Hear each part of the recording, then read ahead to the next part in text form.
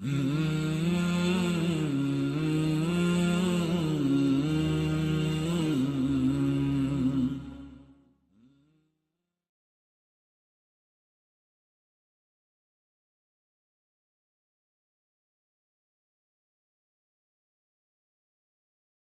10 major signs, alamat as-sa'ah, of the last day.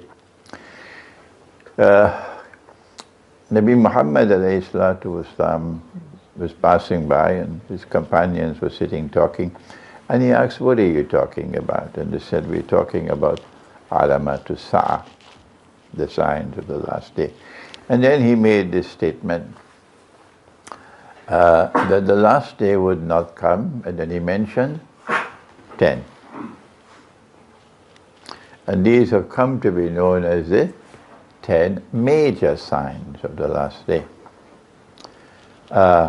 If I had to choose 10 of my own, I would include this one,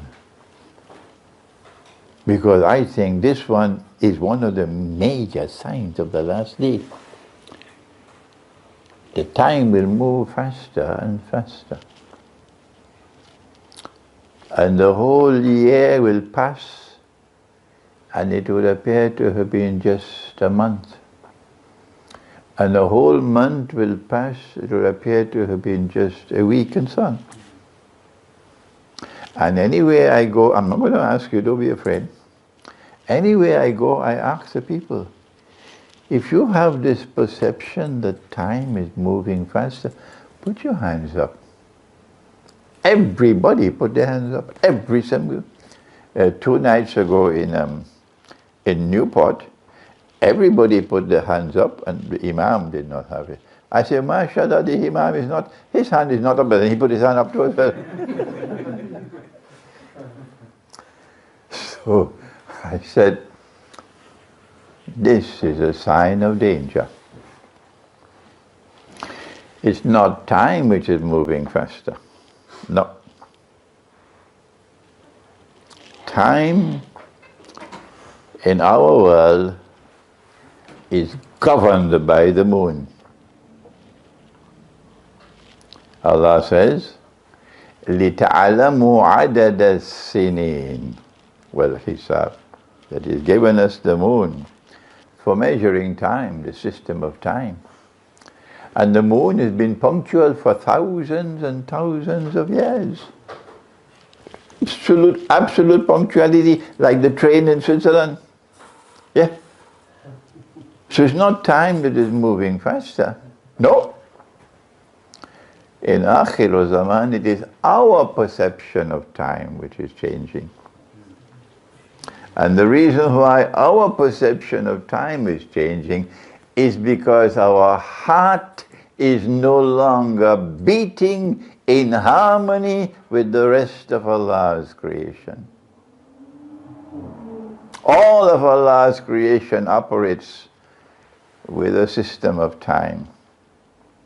And in that system of time there's a mizan, there's a balance. So it operates like a clock. And when we are out of step with that, when this heart is out of step with that, then you see the heart perceiving time moving faster and faster. This for me is a major sign of Akhir Zaman. This one. And if the heart is not moving and beating in harmony with the system of time that Allah has created, what is the implication? The implication is, any engineer will tell you that. Noor pervades the entire universe. Allahu Noor as-samawati wal-ard. There's Noor all over Allah's creation. But that Noor cannot enter in your heart when your heart is not beating in harmony with the rest of Allah's creation. And if Noor does not enter in the heart, all that you have here is a degree from Oxford, like the Prime Minister of Pakistan.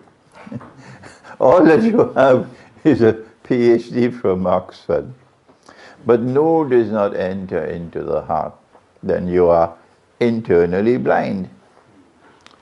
And if you are internally blind, forget it. You cannot understand the world in Akhiru Zaman. What is Akhiru Zaman? End times. The end time, very good. You cannot understand the world in Akhiru Zaman if you do not have nur. But more than that, this verse of the Quran shakes us up. Allah says, Man kana fi hadhihi a'ama, fahuwa fil akhirati a'ama, wa adalla sabil. Whosoever is blind in this world will be blind in the other world as well, and even more misguided. And we do not want to face Allah on Judgment Day in that condition. No? It'll be pathetic, because it's straight to Jahannam. وَلَقَدْ ذَرَأْنَا لِجَهَنَّمَ كَثِيرًا مِنَ الْجِنِّ وَالْإِنسِ. Huge numbers into the hellfire. Why? They don't have nur. They have eyes and they can't see. They have ears, they can't hear. They have hearts and cannot use the rational faculty. أُولَئِكَ كَالْأَنْعَامِ. They're just like cattle. And so I say that this sign is a major sign of Akhiru Zaman.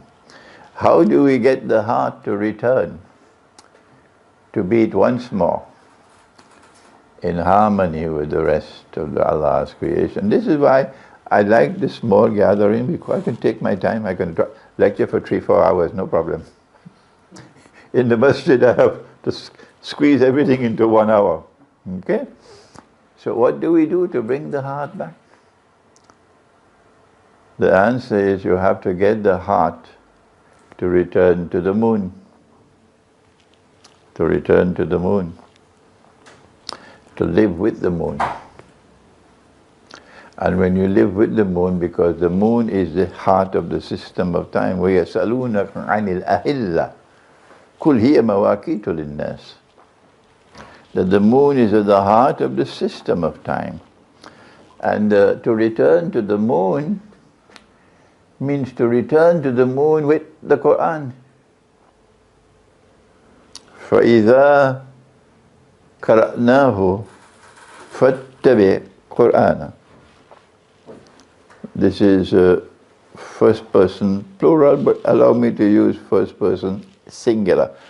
And when I have recited the Quran, فَاتَّبِعْ قُرْآنَهُ, you must follow that way of recitation. Command. Command, yeah. If we recite the Quran the way Allah has recited it, meaning He sent Jibreel alayhi salam to do it. If we do that, then the heart will once more return to the natural state, Salimul Qalb. And you will no longer perceive time moving faster and faster. I am talking from personal experience. When I was younger, yes, I felt time moving faster and faster. Or when I recited the Quran this way, completing the whole Quran every month, from cover to cover, I no longer perceive time moving faster. Yeah. I am the proof. You can do it.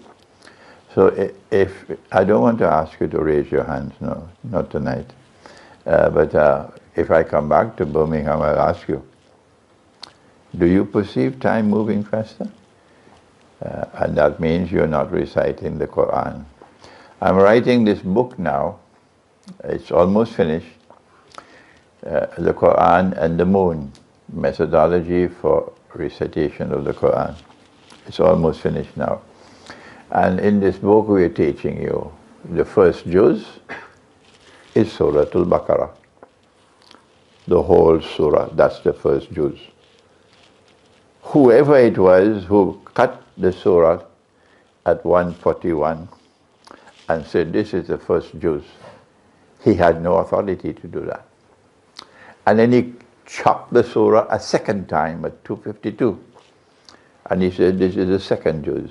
He had no authority to do that. No. And Allah has condemned it. Let me give you this passage of Surah Al-Hijr to wake you up. Because every copy of the Quran, now anywhere in the world you pick up, you see that. The Iranian, the word used in India and Pakistan, Iran is sipara. But the Arabs use the word juz, and plural of juz, ajza. So the first juz, anywhere in the world you go, the first juz is up to Surah Al-Baqarah, verse 141. Anywhere you go. And the second juz is Surah Al-Baqarah until 252. Yes. And Allah has prohibited this. وَقُلْ إِنِّي أَنَا النَّذِيرُ الْمُبِينُ. Tell them, O Muhammad alayhi salatu wasalam, I am indeed a warner. And when I warn in a way which is plain and clear, no ambiguity. Mubin. What is the warning? كما أنزلنا على المقتسمين. This warning is to be delivered from me. I am sending it down. And this warning is to be delivered to some people known as the Muqtasimin. Who are they? The Quran tells us who they are. الَّذِينَ جَعَلُوا الْقُرْآنَ عِدِّينَ.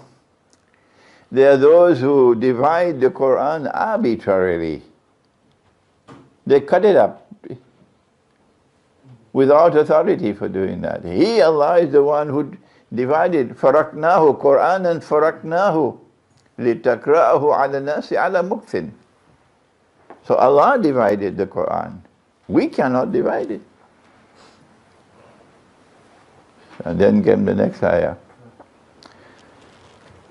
The next ayah is shaking. فَوَرَبِّكَ. He's talking to Nabi Muhammad. I swear by your Lord, O Muhammad والسلام, by your Rabb, فَوَرَبِّكَ لَنَسْأَلَنَّهُمْ أَجْمَعِينَ بِمَا كَانُوا يَعْمَلُونَ. I am going to question every single one of them for what they have done to this Quran. Every single one of them will have to answer to me. It shakes you. So no, when we recite the Quran, the first juz, we recite the whole of Surah Al-Baqarah. Not me, I am not going to cut it at all. I don't have the time to take you all through the Quran tonight. But I'm writing this book, inshallah it should be finished soon. And this book will correct the mistakes we are making. And if you recite the Quran this way, the British have an expression. The test of the pudding is in the eating. It's a British expression. So if you recite the Quran this way, month after month, and then you no longer have the perception that time is moving faster and faster. It validates that this is correct, this is correct. And so, when we come to Akhiru Zaman, although these are the 10 that are mentioned, I say these are not the only ones which are major signs. Number one, and they are not given in the order in which they will occur. There is a big word in English, chronological order, in order in time. We do not know the order in which these signs will occur, but we can use our reasoning faculty. And the first one, therefore, mentioned is Dajjal, Al-Masih al-Dajjal. And the second is Gog and Magog, Ya'juj and Ma'juj. And the third is the return of Nabi Isa, alayhi salam, the son of Mary. And number 4 is Dukhan, or smoke. And number 5 is Dabbatul Ard, or the beast or the creature of the earth. And number 6 that the sun would rise from the west. And number 7, 8 and 9, 3 earthquakes. But these are earthquakes in which the earth will sink down and swallow what it swallows. And this is known as a khas. And the plural of khas is khusuf. One in the east, one in the west, and one in Arabia. And number 10 is that the fire will come out of Yemen. And that fire will drive people to their place of assembly for judgment. I like this one very much. I gather the Saudi regime doesn't like this one at all. A fire will come out of Yemen and drive people to their place of assembly. Now then, we have to determine which of these are muhkam and which are mutashabihah. And there is no law, there is no book. You have to use your thinking process. Which one is to be understood literally and which one has to be interpreted in order to be understood? Let us begin with the sun rising from the west. This is the easiest one of all. Will the sun literally rise from the west one day? Or is this to be understood as mutashabihah, therefore to be interpreted? This is the question. Who will answer that question? Anytime you're looking for knowledge, the first place to search is in the Quran. That's right, the Quran. You can't go wrong. And in the Quran, what does Allah say? He says that the sun rises from the east. Yes? And Ibrahim alayhi salam then asks the king, why don't you cause it to rise from the west? My Lord causes the sun to rise from the east. You couldn't get a plainer statement than that. Why don't you cause it to rise from the west? So from this verse of the Quran, we know that the western sunrise is a false sunrise. And therefore this is mutashabihah. The sun rising from the west is a false sunrise. It is a sunrise that will attempt to replace the truth. To replace the truth which has come from Allah. And if I ask you, how old are you? I believe every single one of you will give me your date of birth and your age in accordance with the sun.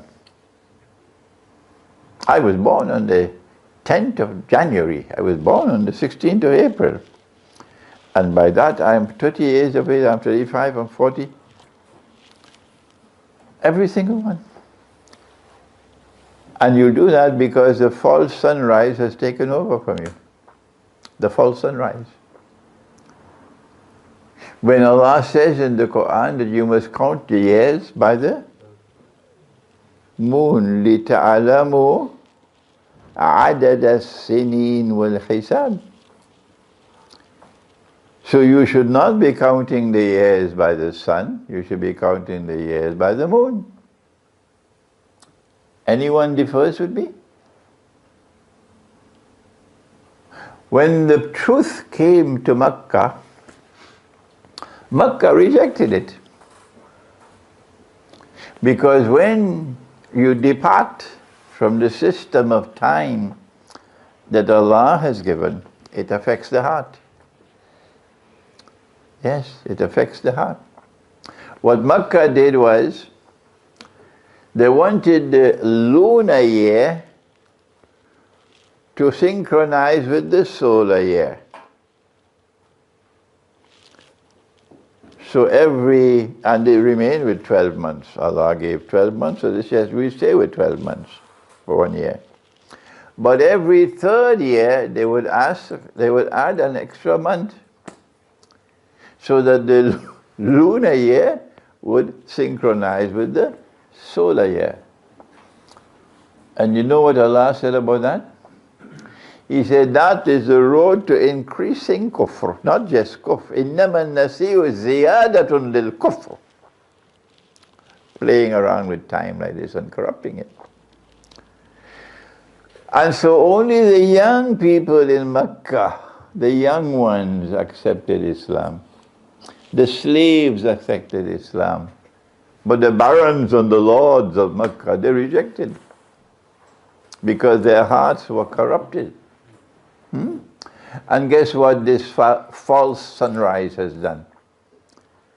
You'll be surprised if I tell you. The false sunrise has told us that yes, a year is comprised of 12 months. But now a month has nothing to do with the moon. A month can have either 31 days, or 30 days, or 29 days, or 28 days. Did you know that? Were you aware of that? And guess what happened when we accept that?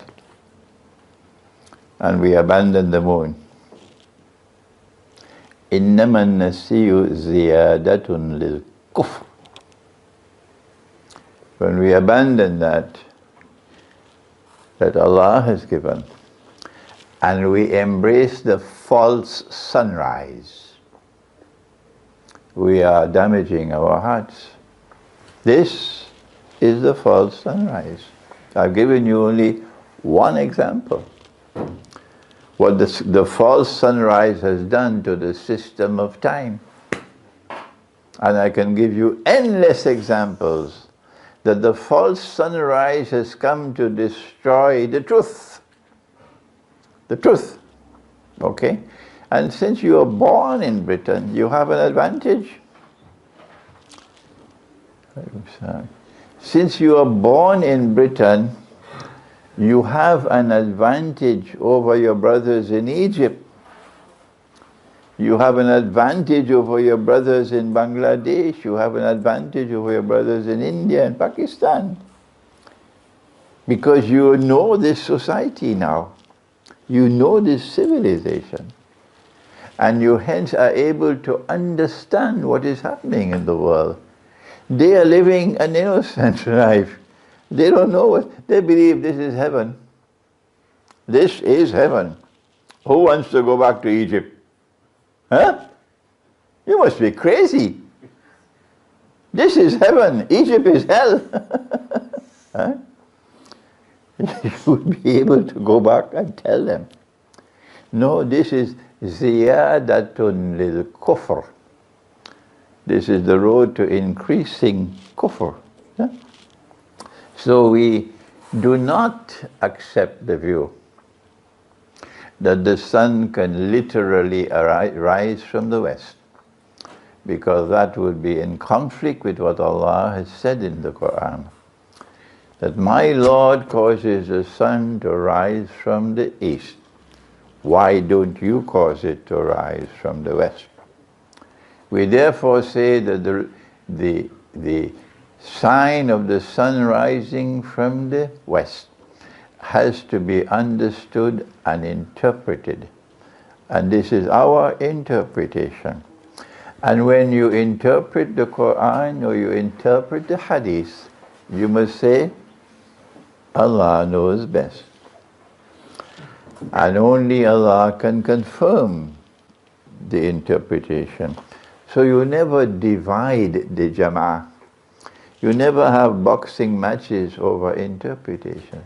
Good, I want to stop here and hear what are your views on this sun rising from the west. Let me enjoy the moment for you are thinking people, aren't you? You think. You know Dr. Iqbal, the famous Pakistani scholar, he said this Ummah stopped thinking 500 years ago. So I have come to Britain to invite you to think. Yeah. Any comment? We've taken only one so far, we still have 9 more. But tonight I can take my time, I have enough time. We have one Egyptian here. Any more Egyptians? No more Egyptians, okay. Nobody has a comment to make? Sebastian? You're still thinking? Yeah? I originally thought it might be something to do with electricity or something, like the sun rising. I thought maybe it had something to do with light or something, just like the discovery of like electricity, or how it's like changed the world and stuff. Proper methodology is to always show respect for the Quran. Absolute truth is located in the Quran. So you must first go to the Quran and then go elsewhere. You see? That is proper methodology. And when we go to the Quran, look at what the Quran says. My Lord causes the sun to rise from the east. Why don't you try to get it to rise from the west? It couldn't be plainer than that. And yet, we have huge numbers of Muslims who are convinced that the sun will literally rise one day from the west, and they have NASA supporting them, and they say it's in North Pole and so on. Like the theory that the earth is flat. And they are bombarding me for every single direction with emails and so on. Sheikh, the earth is flat, the earth is flat, the earth. Quran says the earth is flat. So I said, if the earth is flat, is it flat here where I'm standing? Yeah, it's flat everywhere, Sheikh, everywhere it's flat. I said, okay. Then would you be willing to join with me? Let's travel. If the earth is flat, it must have an end somewhere. It cannot go endlessly. I want to travel to the end of the earth. Would you come with me? Nobody's accepting my invitation. I said, if I travel from where I'm standing, don't tell me to go to the North Pole. Nonsense. If the earth is flat, is it flat here? And if I travel from here and I keep on traveling and I return to where I started, then your theory about the earth being flat is refuted. Simple. Proper methodology is to go to the Quran. And the Quran delivers many āyāt on the subject. So now we finished the first one, that the sun would rise from the west. I didn't take Dajjal, I didn't take Gog and Magog, I didn't take Return of Nabi Isa alayhi salam, because you know this subject very well, most of you. Number 2, Dukhan. And this is the surah of the Quran. Dukhan. And we have to decide whether smoke, Dukhan, smoke, is it something muhkam or mutashabih? Mutashabih. It is to the Quran we must turn. Will there come a day when the whole sky will be filled with smoke? Is that possible? What does the Quran say? There's one surah of the Quran which is different from every single other surah of the Quran, in that Allah subhanahu wa ta'ala repeats one ayah 31 times. Which surah? Surah Ar-Rahman. فَبِأَيِّ آلَاءِ رَبِّكُمَا تُكَذِّبَانِ is repeated how many times? 31 times. So I really have to be sleeping and snoring, not to be alerted. He's knocking on my head 31 times and I still don't register nothing. Maybe that was too much biryani I ate. He is alerting us that in this surah there is knowledge you have to look for and search for it. We don't have the time to do Surah Ar-Rahman tonight. But in Surah Ar-Rahman there is an indication that Allah is going to deal with two people, both of whom are evil.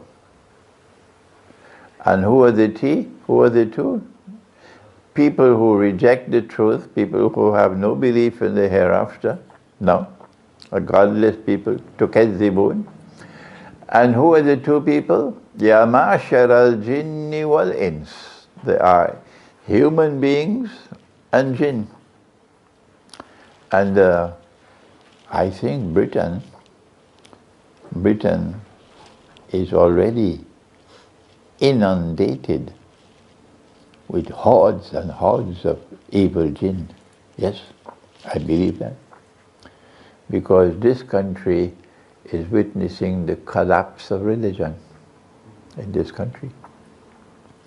That church was there for hundreds of years. Generation after generation prayed in that church. The churchyard has a cemetery. And then people stop coming to church. And they stop paying for the maintenance and upkeep of the church. And now around the whole of Britain, one by one, the churches are being put up for sale. Some are lucky that we buy them, but the rest go to McDonald's hamburgers and Kentucky Fry and Pizza Hut and Bingo Hall, and that's where the church is going. And as religion collapses in this country, and people live a godless way of life, Shaitan takes over. And when Shaitan takes over in this country, he has his agenda. Oh yes. But when Shaitan takes over in this country, they're going to live like a people who have been driven to madness by the touch of Shaitan. So you can close your eyes and you can say, in this country you're going to have an epidemic of mental illness, of what is it called now? When people start forgetting things. Huh? Dementia. They're suffering from dementia, and they're suffering from something worse than that. It's called, you don't even know your own children. What is it called? Amnesia. Not amnesia, it's a disease. Amnesia is to forget. Huh? Parkinson's disease, yes, but there's another name. When one person in the family is stricken with that disease, you don't even know your own children. The whole family, the whole khandan is affected by that one person. You could never leave that person alone. The whole family now is tied up. So what they do, they send it and put it in a home for mentally ill people. That's what they do. This country is falling apart because Shaitan is taking over. This country has done more evil in the world, more evil than most other countries in the world. This country has done it. And there is a huge abundance of jinn here, evil jinn. Yeah. If I had the time, I could have lectured to you. This is Monkey Town. And Allah says in Surah Ar-Rahman, سَنَفْرُغُ لَكُمْ أَيُّهَا الثَّقَلَانِ.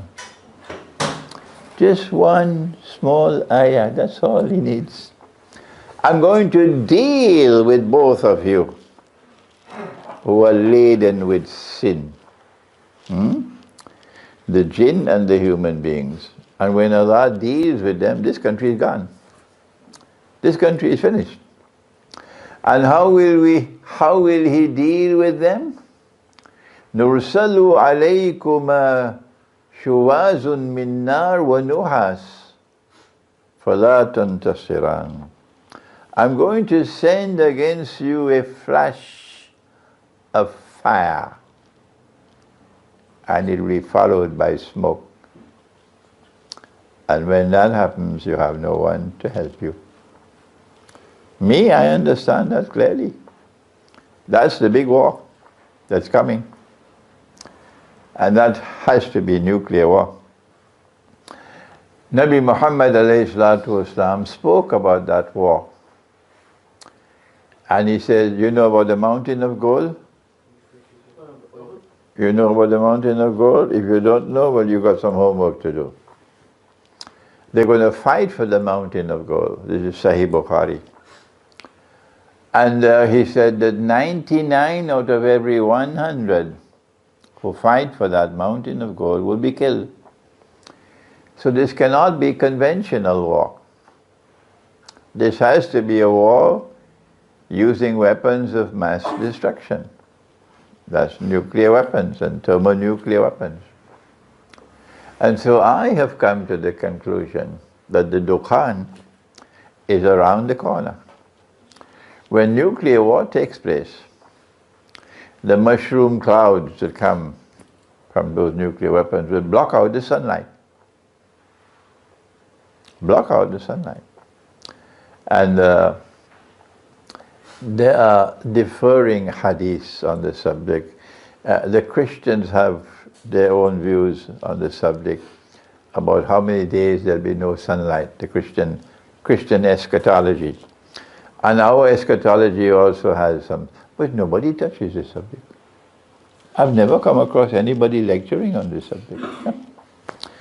And so my view is that Dukhan is not to be interpreted. No, it is literal. Literal. There will be literal smoke, meaning the mushroom clouds from nuclear explosions, and it will block out the sunlight. And Allah knows best. Any comments?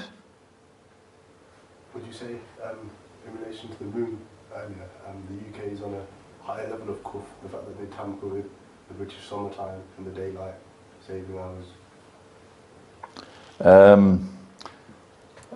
My age is now 80 by the moon, and the hearing is declining. And that's not always a bad thing, when the hearing is declining. I have to get the hearing aid.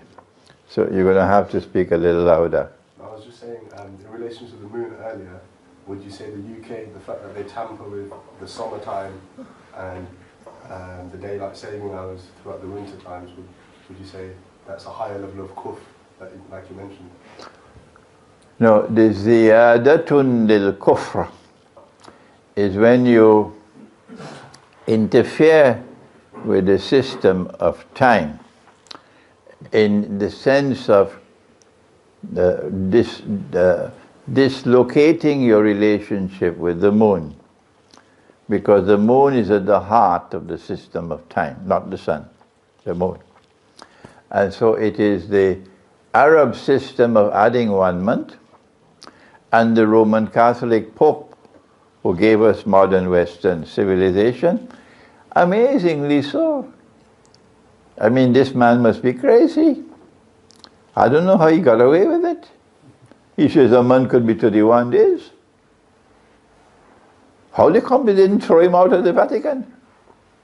And a month could be 30 days, and a month could be 29 days, and a month could be 28 days, and the whole rest of the world accepted it like sheep.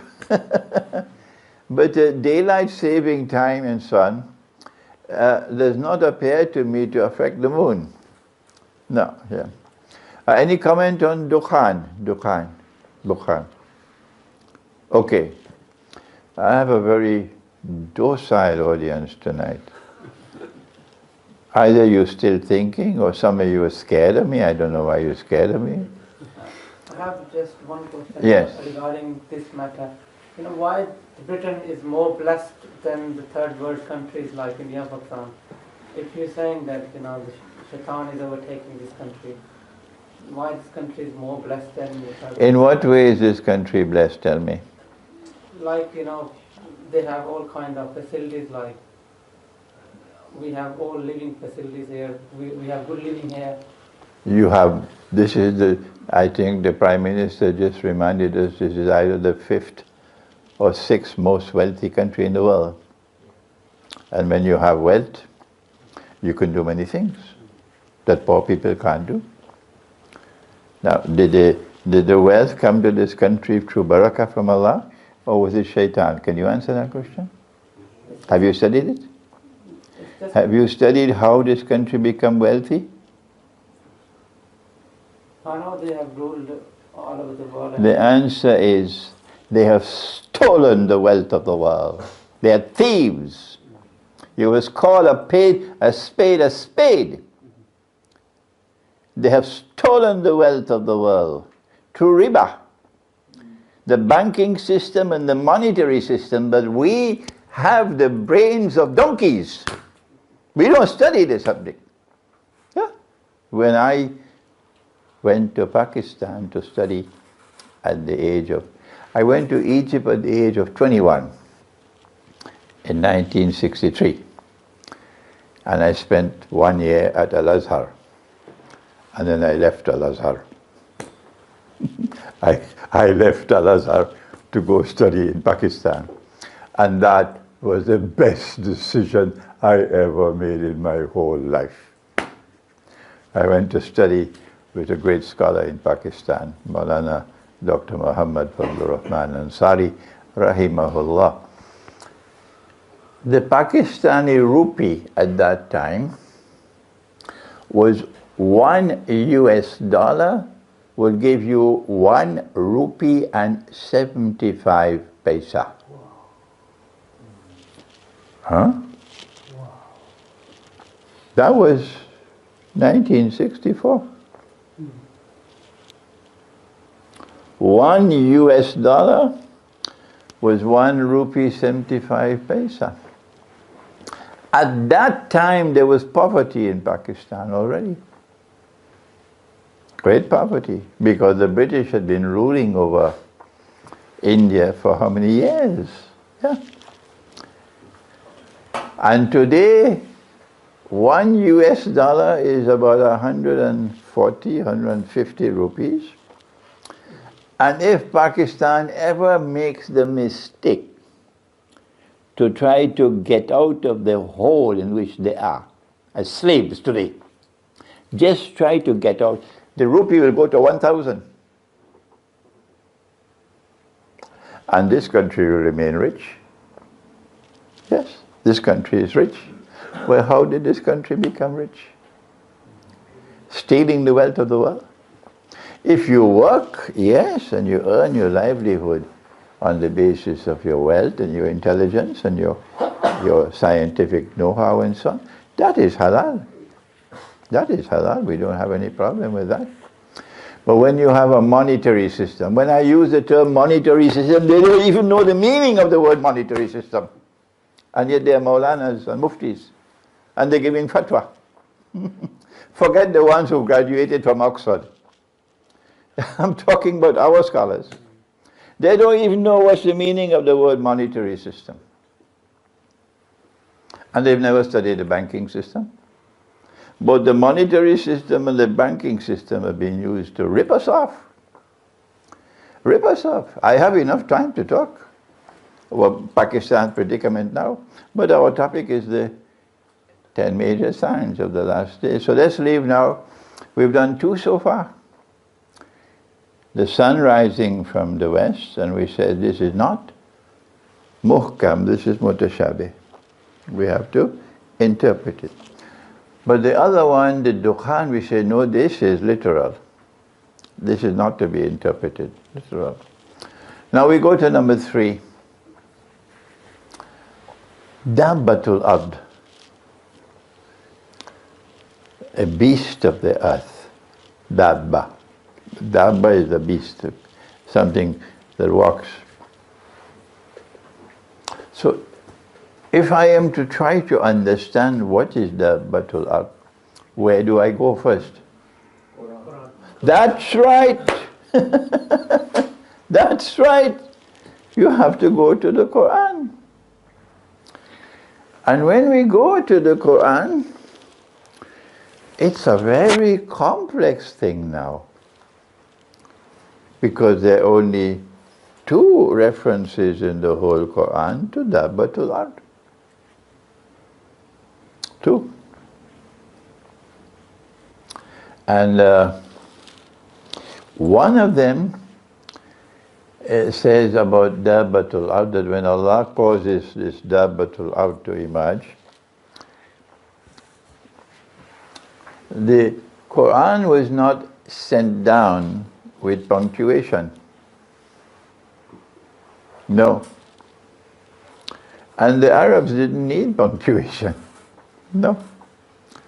The Quran that we now have, an Arab normally wouldn't read a Quran like that, with the Fatha and the Kasra and the Dhamma. But this was put in by human beings. And any time a human being is doing something, he can make mistakes. And here is one. In this one, Dabbatul Ard, when it emerges, it says tukallimuhum, that he will speak. Dabbatul Ard will speak to mankind. But if you change that punctuation, you can become taklimuhum. The Dabbatul Ard would wound you, cause damage to you. And obviously when we look at these 2, this one is the one that is more harmonious with the subject.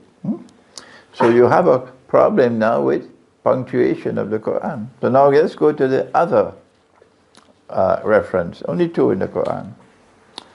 Nabi Sulaiman alayhi salam is the Khalifa. He is the head of state. And this is a Khilafah state in Jerusalem, founded by his father, Nabi Dawood alayhi salam. And it is a ruling state in the world. And he is a prophet and he is a king. And then one day, Allah chose to test him, give him a test. Or rather, to cause him some distress. And here's what Allah says. Surah Sad, I believe. وَلَقَدْ فَتَنَّا سُلَيْمَانَ, and we tested Sulaiman. وَأَلْقَيْنَا عَلَى كُرْسِيهِ جَسَدٍ, and we placed a jasad on his throne.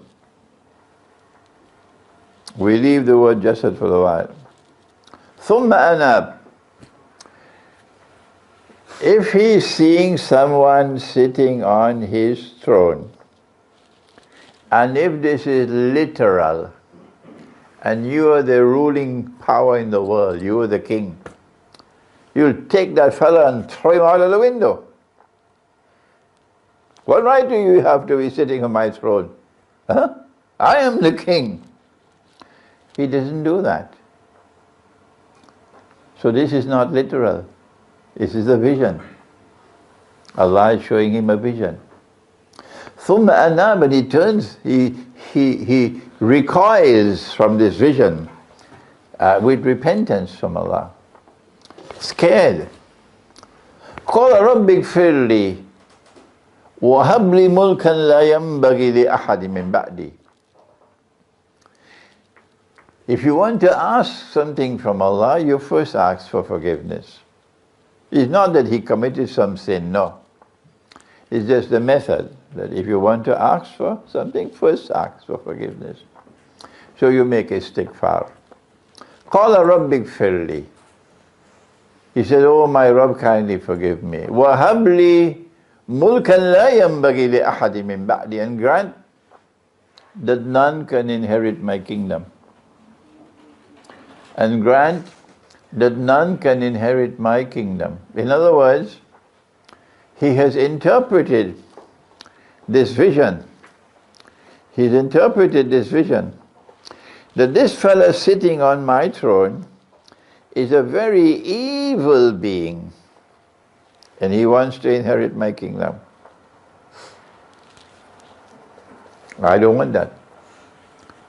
So I prefer that my kingdom should collapse rather than he should inherit it. Who could that be sitting on the throne? An evil being who wants to inherit Holy Israel and rule the world from Jerusalem as an evil being. Who can that be? Ad-Dajjal, of course. Dajjal. So as soon as he made this dua, Allah accepted the dua. And when he died, Israel collapsed. And from that day to this day, Holy Israel has never been revived. What we have today is an impostor. This was the dua of Sulaiman alayhi salam, that none can inherit my kingdom after me. But there's another meaning to it, that there should never be another kingdom like mine.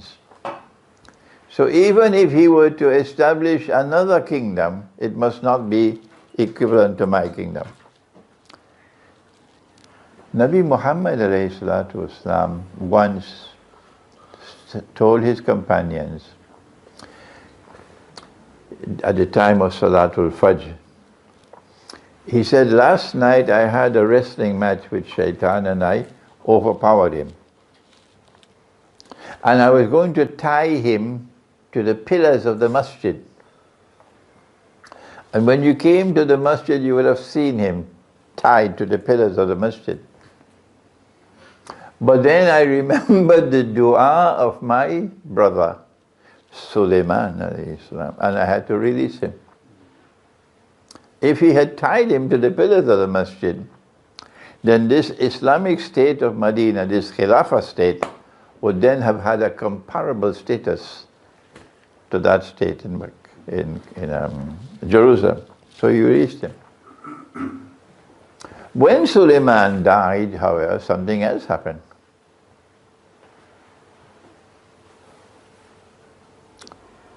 We turn from Surah to Sad, and we go now, I think, to Surah to Sabah.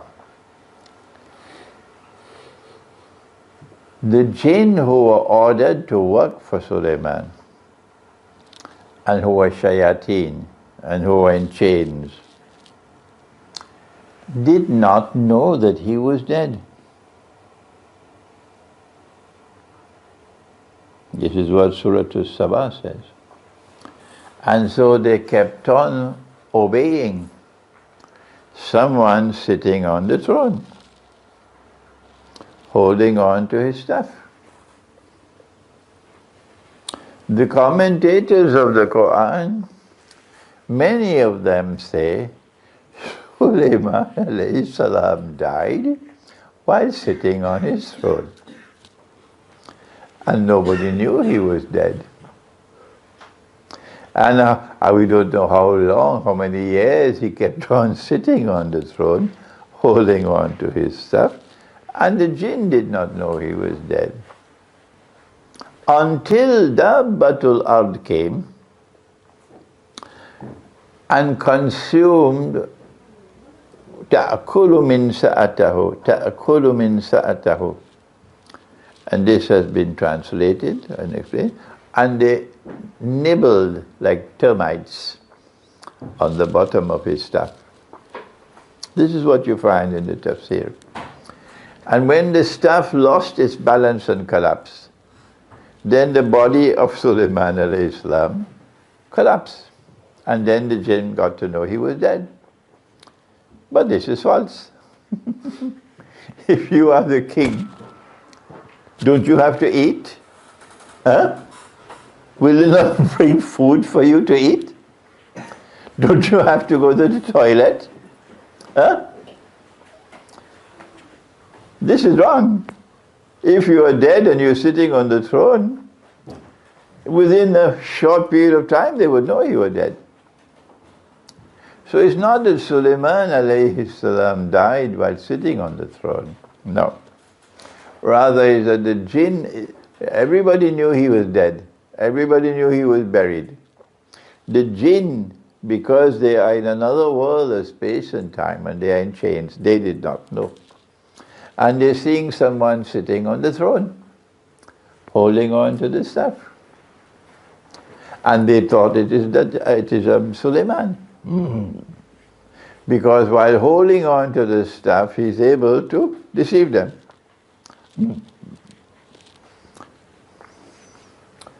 But this business of termites coming and nibbling at the bottom of the staff is false. I am not a scholar of the Arabic language, so when I confront a problem, I go to those who are scholars, particularly of the Arabic of the Quran. So I went to two scholars.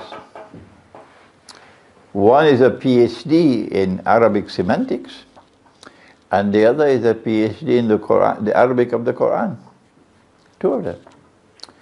And I asked them, this is min sa'ah. The word for staff is sa'ah, with sod. And this is min sa'ah with seen. What is the meaning of min sa'ah? The Dabbatul Ard comes and they consume the min sa'ah. And both of them told me, min sa'ah is your walking stick. This is the highest caliber of scholarship in the language of the Quran. And they said to me, min sa'ah is just walking stick, staff. No, I was not comfortable. It was not adding up. And finally, I realized that min sa'ah is not the walking stick or the staff. Min sa'ah is something located in the staff. It is a miraculous property within the staff. The staff of Musa alayhi salam had it. Throw the staff, it becomes a snake. Hit the rock with the staff and the water came out. Hit the sea and the sea parted. And the staff of Sulaiman alayhi salam is like that. That with this staff you can intervene in the system of time. And you can get images of Sulaiman who is dead. Images of Sulaiman can be presented walking and talking and moving while you're holding the staff. And the jinn were deceived. And they're still deceived up to now. And so, Dabbatul Ard is not termites coming to nibble. Dabbatul Ard is something which destroys. The word ta'akul means to eat, ta'akul, but here it means to consume. It's something which will destroy the inner miraculous quality of the staff. So I'm not looking for some animal walking on four legs. No. This word of use of the word dabba is here mutashabiha. And my understanding is we are facing it now. The dabba which is destroying the internal heart of the staff is the electromagnetic waves which are now inundating all the cities of the world. In consequence of which you now have this for your motor car, GPS, except for Siraj, everybody else uses GPS. Your wireless computer, the cell phone towers and the cell phone that you're using. You could check it out with your children. Check it out with your children. When a child is 6, 7, 8, 9, 10 years of age, that is the age when the memory is most powerful. At that age, the child can memorize the Quran. And I am coming tonight to tell you that the tomorrow is coming when no child who grows up in the city will ever be able to memorize the Quran.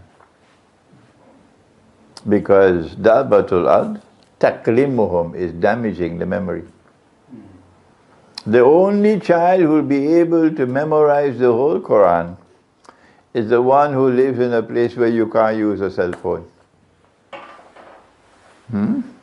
This is in my book, Dajjal, the Quran and the Jasad.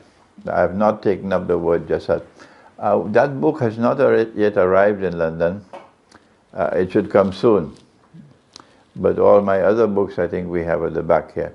This one has my analysis of the Dabbatul Ard. It's called Dajjal, the Quran and the Jasad. So I have already taken a lot of time. I've dealt with the sun rising from the west. I've dealt with Dukhan. And I've dealt with Dabbatul Ard tree. You want me to continue? Huh? The next three are the three khusuf. The earth sinking down and swallows what it swallows. One in the east, one in the west, and one in Arabia. The geologist is the one who will have more facts at his fingertips to provide you with the information that we are living at a time of intense, they call it seismic activity. And there are many parts of the world which are in grave danger of massive earthquakes. Our subject is not so much the one in the east and the one in the west. Our subject is more concerned with the one in Arabia, the third one. Why? Because this will validate the claim of the Imam that he is indeed Imam al-Mahdi. That a Khalifa would die, and then there will be disagreement concerning succession.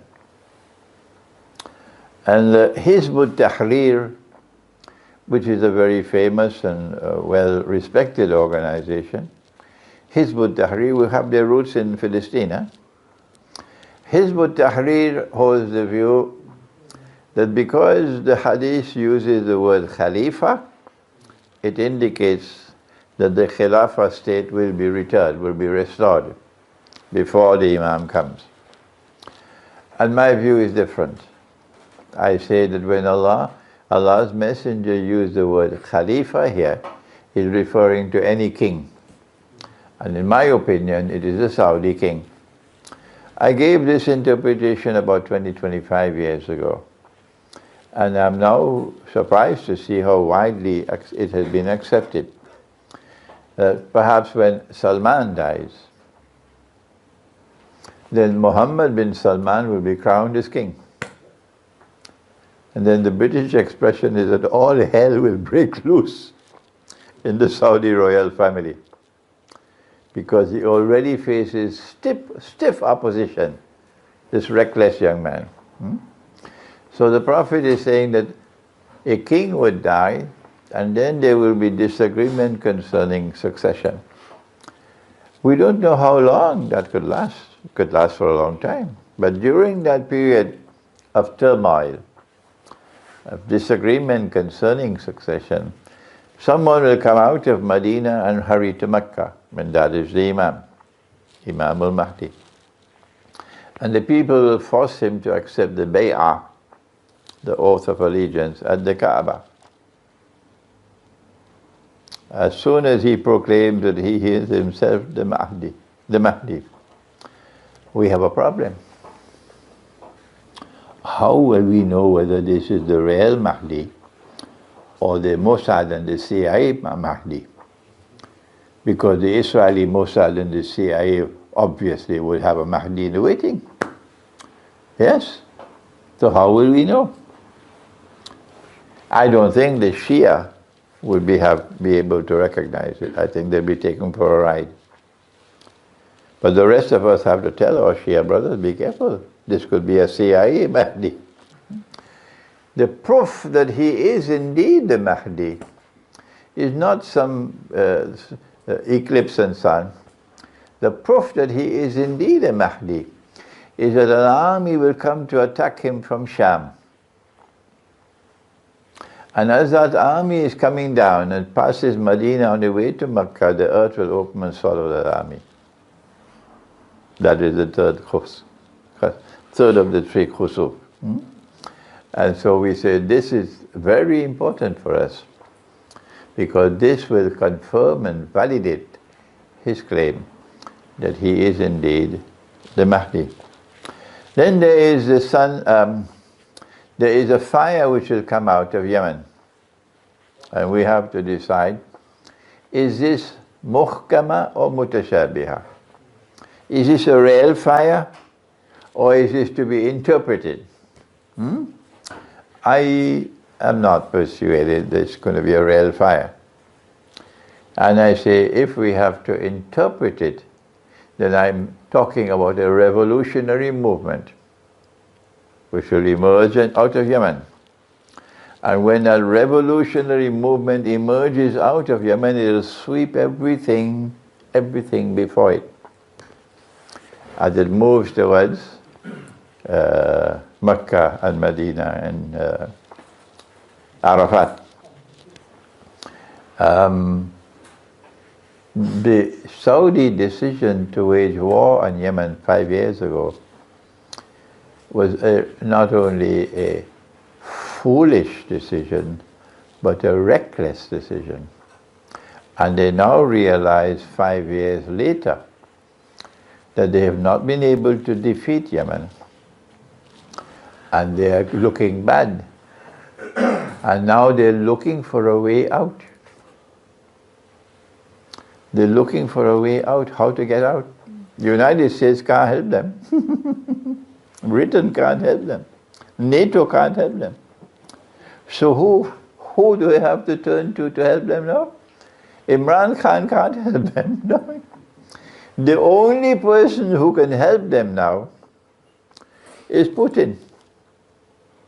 He's the only one. Because if there is going to be an accommodation in Yemen that will allow the Saudis to withdraw without losing too much face, Iran has to agree. Iran has to agree. Then Iran can put pressure on Yemen. And that's what's happening now. Russia is now intervening to try to see what they can do to help the Saudis to get out of the hole in which they are. But what the Saudis have done for these last 5 years is, in my opinion, they've started the fire. They have started the fire. And you cannot extinguish this fire now until the fire comes out and devours, drives them to their place of assembly. So I want to stop here now because Dajjal, Gog and Magog, and Nabi Isa alayhi Islam are big subjects, very big subjects. And I have lectured extensively, I have written extensively on these, so you'll be familiar with them. Any questions?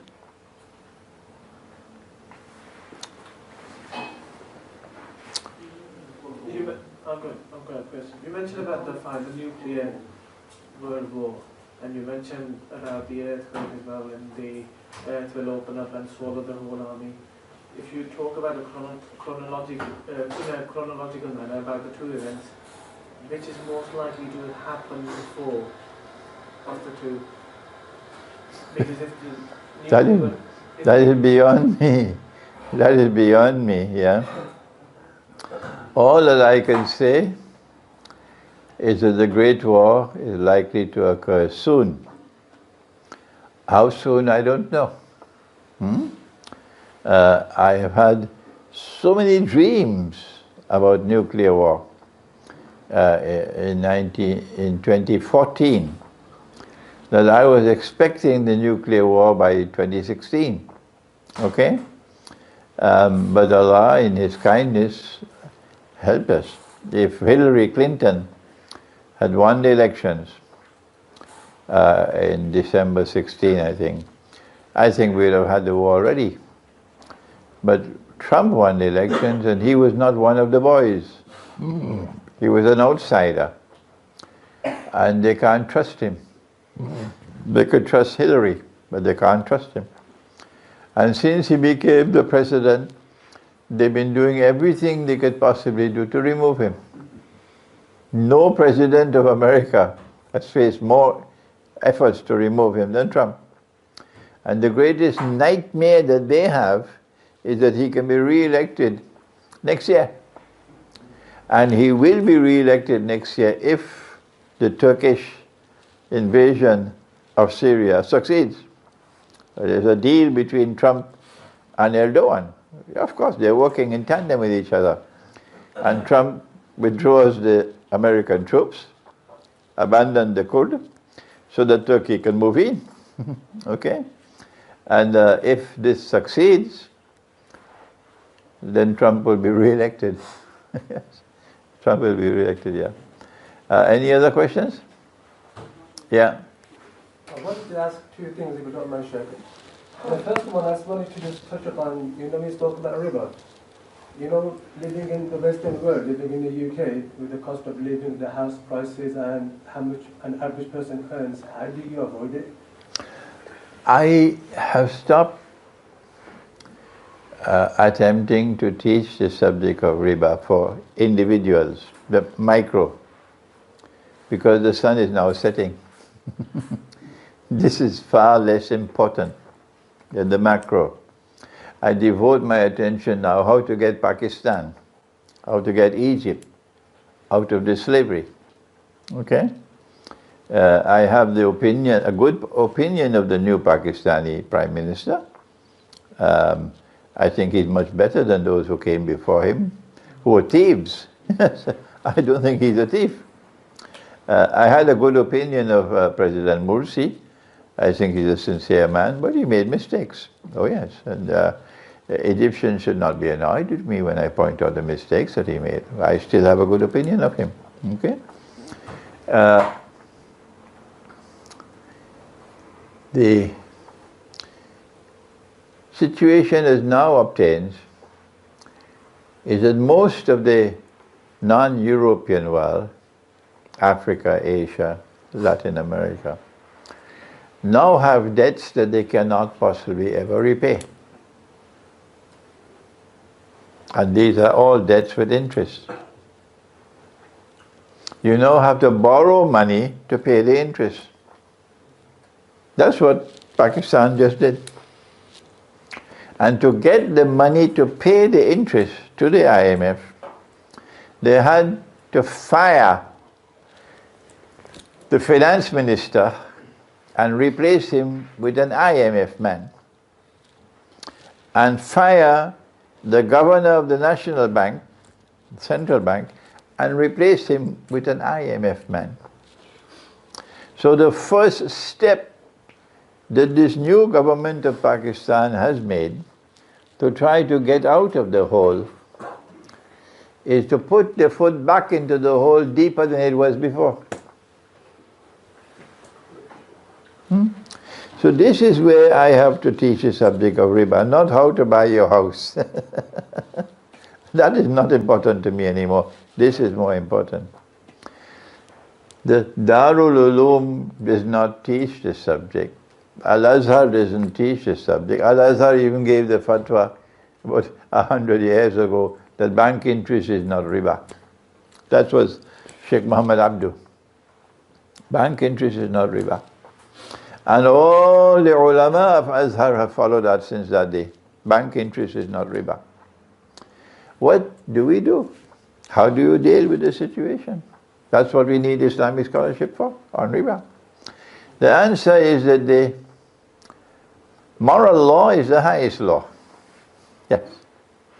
And the riba that we are paying now is oppression. This is permanent poverty. We can't get out of this. So, by arguing that the moral law is the highest law, we can decide we will no longer pay any interest. Stop. This is a unilateral decision. We're not negotiating with you. We're not paying any interest anymore. Then what about the capital sum that we borrowed?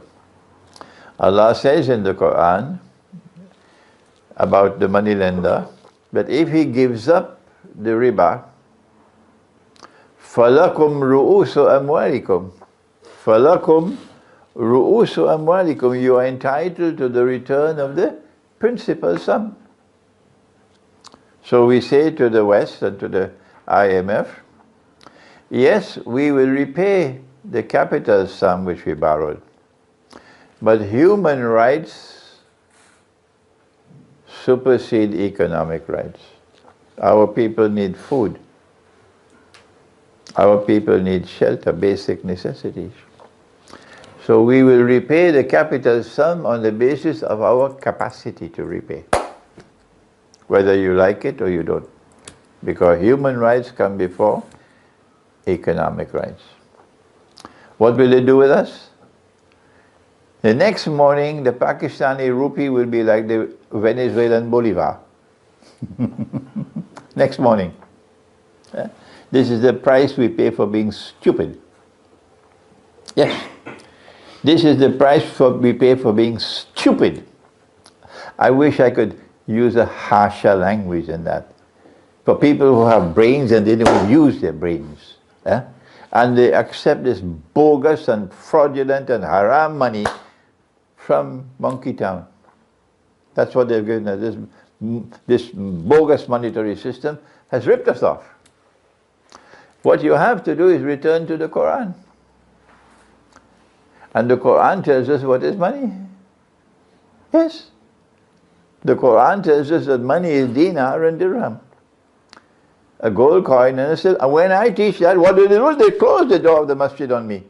This man is dangerous. That's what they do. They close the door on the masjid on me when I teach them what they don't know.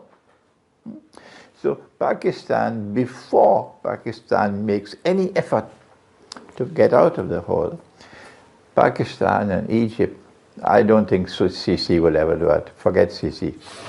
But still, Imran Khan, you have a chance with him. You have to, first of all, make dinar and dirham legal tender. Meaning, they can be lawfully used as money. Legal tender. The rupee still remains. Then any Pakistani laborer is entitled now to ask for his salary to be paid in gold and silver coins. Yeah. Businessmen buying and selling, you can demand, pay me in dinar and dirham. So when you need dinar and dirham, the market will have to supply it. That's what you have businessmen for. You see how very quickly it will come in the market. Then when you have dinar and dirham as your backup, then you can say, we're not paying any more interest, and we'll repay the capital sum based on our capacity to repay. Then they will attack your rupee, but they can't attack the dinar and dirham. Okay? From the time one country escaped from the net, the rest of the world will seek to escape that way. And their game will be up. So they probably want to send in the military to take over Pakistan, rather than to allow Pakistan to escape. Any other questions? Yes? Sheikh, regarding the original conversation you had about the juz system in the Quran, Yeah. you talked about obviously the modern Quran which we recite is, after a set, so for example, Surah Baqarah is broken up into three juz's. Obviously there's Qurans that are many hundreds of years old. is there any Quran there where the Jew system is not present? I have never come across in my lifetime any copy of the Quran in which you do not have this Jew system, where the first Jews ends at Al-Baqarah 141.